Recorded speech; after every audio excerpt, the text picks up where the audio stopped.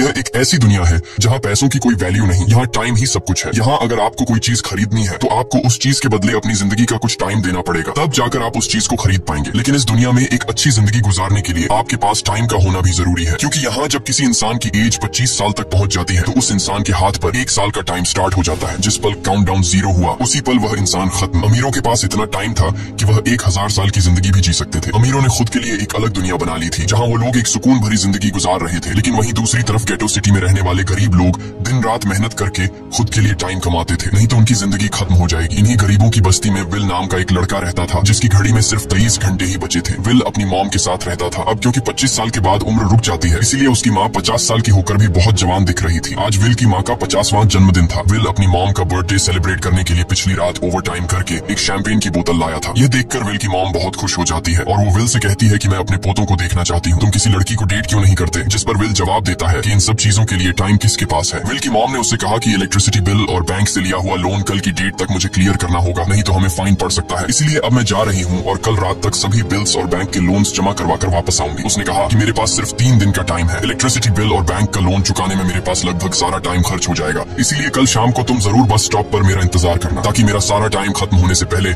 मैं तुमसे कुछ टाइम ले सकूं। इस पर विल ने कहा ठीक है, मैं टाइम पर पहुंच जाऊंगा। जाने से पहले विल की माँ विल के हाथ को छूकर उसकी बॉडी में 30 मिनट ट्रांसफर करती है ताकि विल अच्छा नाश्ता खरीद कर खा सके। इसके बाद दोनों अपने अपने काम पर निकल गए। रास्ते में विल के पास एक छोटी बच्ची आती है। वो विल को एक कैप्सूल देकर विल से उसका थोड़ा सा टाइम मांगती है। विल मुस्कुराते हुए उस छोटी बच्ची को कैप्सूल में अपनी जिंदगी का 5 मिनट का टाइम दे देता है और वह चली जाती है। यहाँ हमें पता चलता है कि ये लोग अपने टाइम को एक कैप्सूल में स्टोर भी कर सकते हैं, जिससे यह लोग कभी भी यूज और ट्रांसफर कर सकते हैं। इसके बाद विल काम के लिए फैक्ट्री पहुंच जाता है। काम शुरू करने से पहले वह कॉफी लेने जाता है, लेकिन वहाँ वह देखता है कि हर एक चीज का दाम डबल हो गया है। जहाँ पहले कॉफी 2 मिनट की मिलती थी, अब उसका प्राइस डबल होकर 4 मिनट हो चुका है। यहाँ पर कभी भी किसी चीज का भी दाम बढ़ा दिया जाता है बिना किसी अनाउंसमेंट के। ये बात विल को बहुत बुरी लगती है। मजबूरी में विल ने भी कॉफी के लिए अपनी जिंदगी के 4 मिनट पे किए और काम पर लग गया। दिन भर के काम के बाद रात के वक्त विल अपने दोस्त के साथ एक बार में जाता है। विल का दोस्त 1 नंबर का शराबी था। वह हर वक्त शराब के नशे में टली रहता। विल का दोस्त विल को इशारे में बताता है कि वह आदमी सबको फ्री में दारू पिला रहा है और उसके पास बहुत ज्यादा टाइम है। ये सुनकर विल ने जब उस आदमी की तरफ देखा तो उसे चारों तरफ से लड़कियों ने घेरा हुआ था। विल की जब उस आदमी की घड़ी पर नजर गई